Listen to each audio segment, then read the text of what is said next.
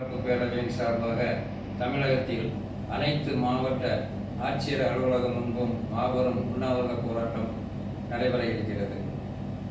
எங்கள் கோரிக்கைகள்: ஜாதிவாரி கணக்கெடுக்க வேண்டும். அடுத்து, கனிம வளங்களை தமிழகத்தில் இருந்து அண்டை மாநிலத்திற்கும் அண்டை மாவட்டத்திற்கும் கடத்துவதை தடுக்க வேண்டும். கால்நடைகளின் மேய்ச்சல் நிலங்களை வலியவர்கள் ஆக்கிரமித்து வைத்துள்ளார்கள். அதை மீட்டு மேய்ச்சல் நிலங்களுக்கு கொடுக்க வேண்டும்.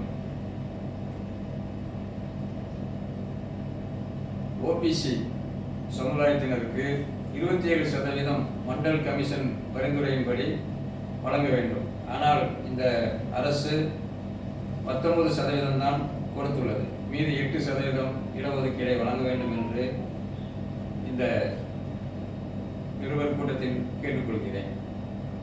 மேலும் அனைத்து சமுதாய மக்களுக்கும் தேவையான பொருளாதாரத்தில் பின்தங்கி இருக்கின்ற அனைவருக்கும் சரியான வேலை வாய்ப்பை வழங்க வேண்டும் என்று இதன் மூலம் தெரிவித்துக் கொள்கிறேன். இதை தவறும் பட்சத்தில் மாபெரும் உண்ணாவிரத போராட்டம் நடைபெறும் என்பதை அகில இந்திய யாதவர் பாதுகாப்பு பேரவையின் சார்பாக அதன் நிறுவன தலைவர் doctor captain P J. Rajan MA LLP கேட்டுக்கொள்கிறார். நன்றி.